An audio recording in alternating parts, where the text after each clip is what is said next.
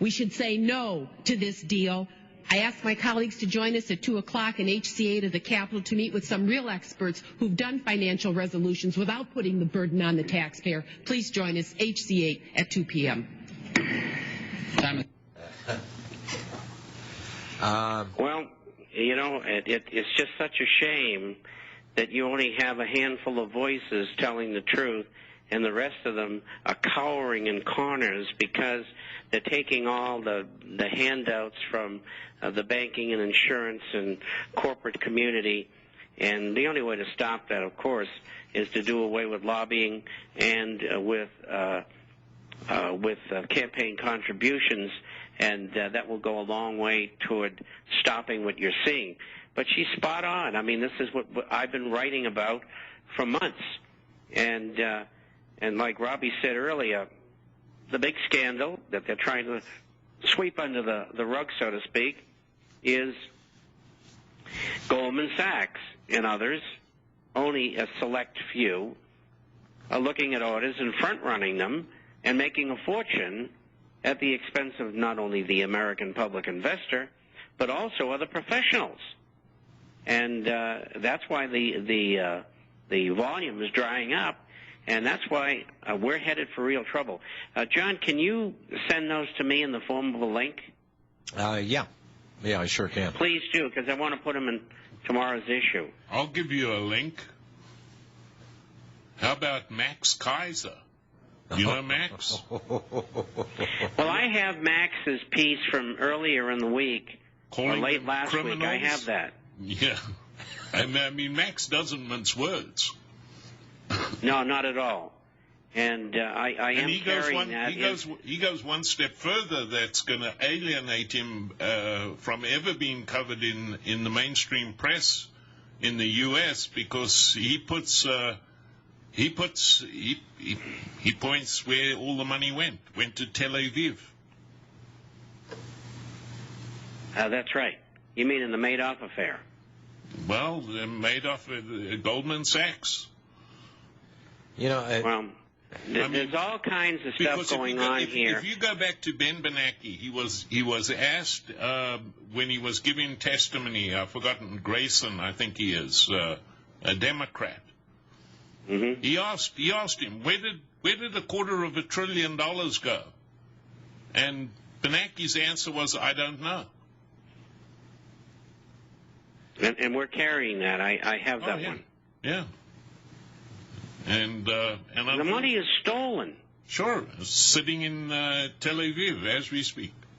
Well, you know, it's interesting. The heat is on Goldman Sachs, and the guy that came out of Yale and went to work for Goldman Sachs right out of school, one Michael Lewis, he says bashing Goldman Sachs is simply a game for fools.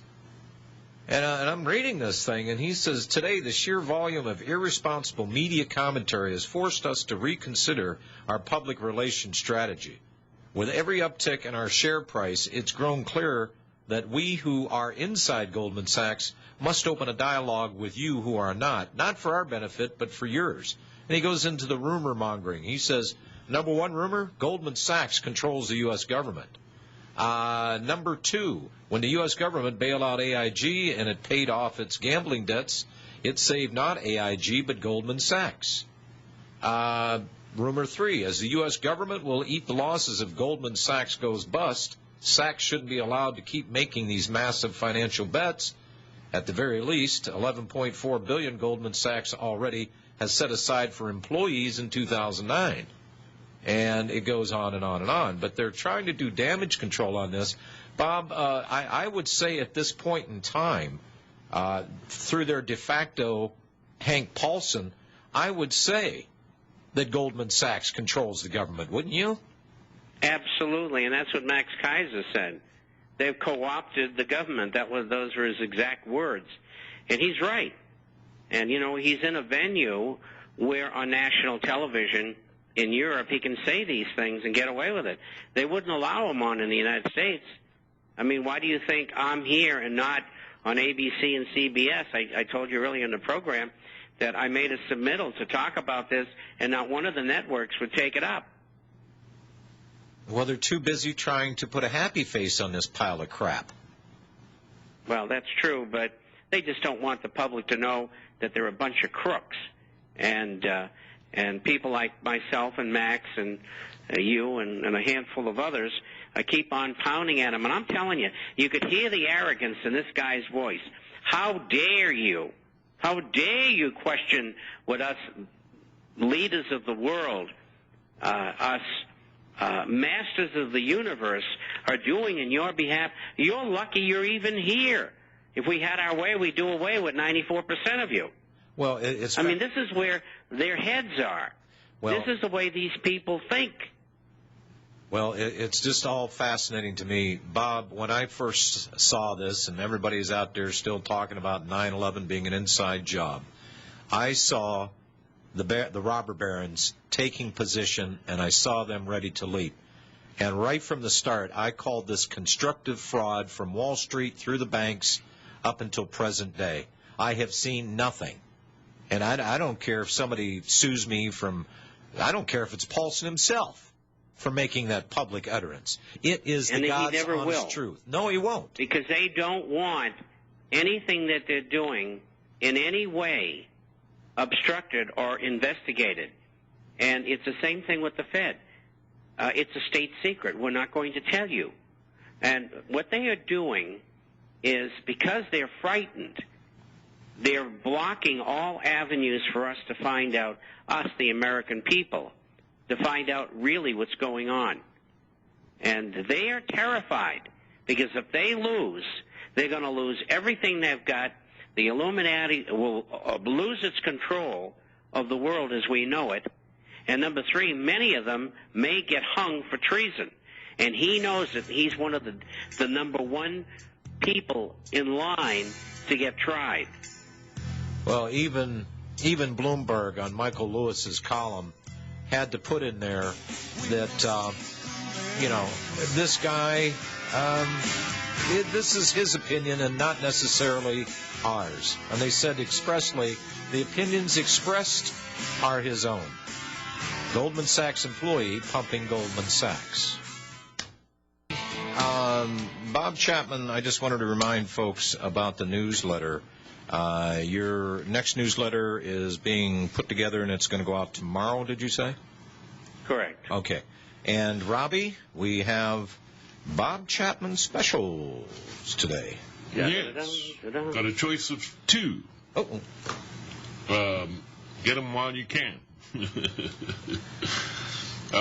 British sovereigns, a little cheaper than they were last week, $265. Order 20 or more and receive a free subscription to the International Forecaster. That shipped and delivered to your door for $5,300. That's a little too rich for you. You can get 20 francs. These are various francs, nothing specific. You may get Swiss francs, you get French francs at $215 a piece, or $4,300 for 20. And if you already get a subscription to the International Forecaster, you will receive an extension, a fine ceramic mug, and anything else John Stadtmiller wants to throw into the pot. Let me inquire about any silver available. Silver's available. Okay. Even though the mint has halted production because they ran out of blanks. A case of 500 Silver Eagles today run you $81.50 delivered. That's 500, otherwise known as the Monster Box. And what's the spot on silver today? Oh, everything got hammered today. I got them right in front of me if you don't have them. $13.71. $13.71. So you're paying $2.50 over spot for Silver Eagles. And you folks out there understand that there is going to be a very good return on silver. I'm watching the gold very closely here, and, well, it crept up over 930. They're trying to push it down, but I think the cat's out of the bag. And well, today the sell-off in gold was in large part because of oil. And obviously Congress, it seems, is once again on the witch hunt for speculators in the oil market. And so that spooked the oil market, and that in turn spooked gold. And then with all the rah-rah going on CNBC, it pushed the dollar higher, because we have a new normal now.